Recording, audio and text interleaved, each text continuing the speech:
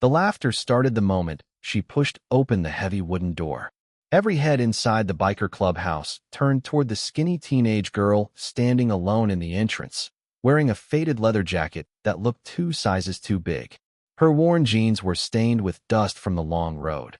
Her boots had clearly seen better days, and the sleeves of her jacket nearly covered her trembling hands. She couldn't have been older than 16.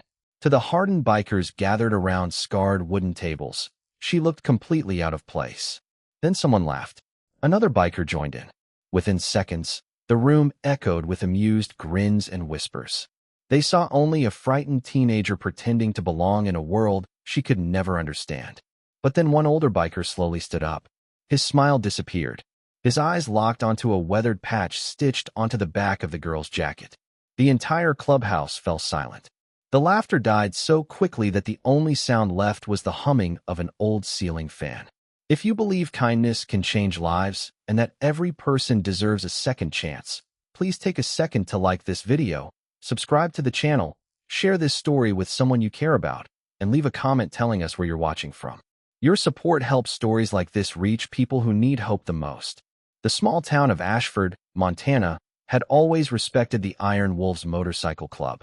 While outsiders judged them by their leather vests and roaring engines, the people who truly knew them understood they spent as much time helping veterans, organizing charity rides, and protecting struggling families as they did riding highways across America. The clubhouse had become something of a second home for dozens of aging bikers whose toughest battles had long ago shifted from the road to life itself. Among them sat 58-year-old Samuel Carter, one of the founding members. Years of military service and decades on a motorcycle had left deep lines across his weathered face. His thick gray beard hid an old scar running along his jaw, a reminder that some wounds never completely healed. Samuel noticed something the others had missed. The girl wasn't wearing the jacket. The jacket was wearing her. It had clearly belonged to someone much larger, someone much older, someone who had once earned every patch sewn onto it. The faded leather carried years of road dust, careful repairs, and memories stitched into every seam. Most importantly, one patch sat just below the club emblem, a small rectangular patch with faded gold letters. Founding Family. Samuel's heartbeat slowed. Only 4 jackets had ever carried that patch. Only 4. And every one of them belonged to people who had sacrificed everything to build the Iron Wolves over 50 years earlier. He quietly walked toward the girl while everyone else watched in confused silence. She looked exhausted. Dark circles rested beneath her eyes. Her face carried the kind of sadness no teenager should ever have to carry. She clutched a worn backpack against her chest as if it contained the last pieces of her life. Samuel stopped only a few feet away. Without speaking, he carefully reached toward the old leather. His fingers brushed against another faded patch hidden beneath the collar. His eyes widened. His breathing caught. He knew exactly whose jacket this had once been. It belonged to Michael Brooks, one of the kindest men the Iron Wolves had ever known. A Marine veteran, a mechanic, a father, a brother to every biker who had ever ridden beside him. Michael hadn't simply helped create the club. He had saved Samuel's life during a devastating motorcycle accident nearly 30 years earlier. Most of the younger members had never met him. Michael had disappeared from public life years ago after his wife passed away from cancer. Eventually, the calls stopped. The visits became fewer. Life moved on, until nobody really knew where he had gone. Samuel looked at the teenager again. She wasn't a stranger.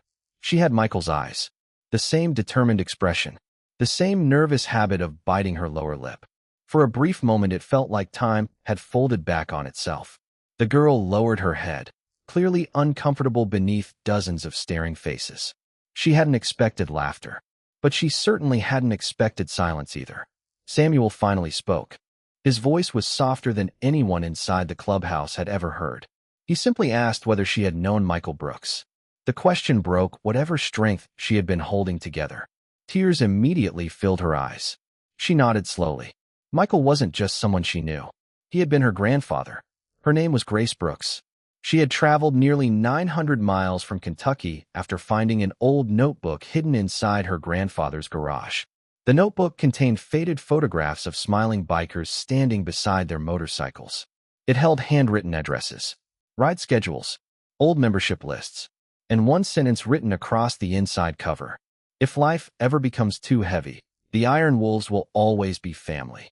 Grace explained that Michael had passed away 3 weeks earlier after quietly battling heart disease. He never spoke much about the club during his final years. Not because he stopped loving them, because he believed he had stayed away too long to come back. After his funeral, Grace discovered the jacket hanging carefully inside his workshop. Inside one pocket, she found the notebook. Inside another rested a small envelope. Written across the front were 6 simple words. For my family, if they still remember. Grace had almost thrown it away.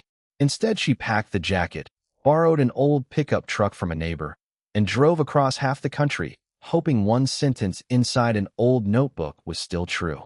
When she finished speaking, not a single biker remained seated. Several older members quietly wiped tears from their faces.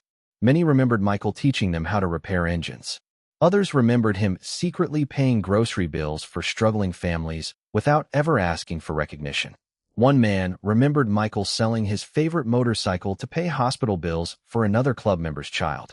The room suddenly felt far too small to contain decades of memories. Samuel carefully accepted the old envelope from Grace's shaking hands. Its seal had never been opened. He slowly unfolded the letter inside. The handwriting was unmistakable. Michael had written it himself. Samuel read silently. Halfway through the letter, his hands began trembling. He looked around the room at his brothers, many of whom had gray hair now, slower steps, and grandchildren of their own. Michael's final request wasn't for money. It wasn't for a memorial ride. It wasn't even for the jacket. He had only one wish. Take care of Grace. Continue.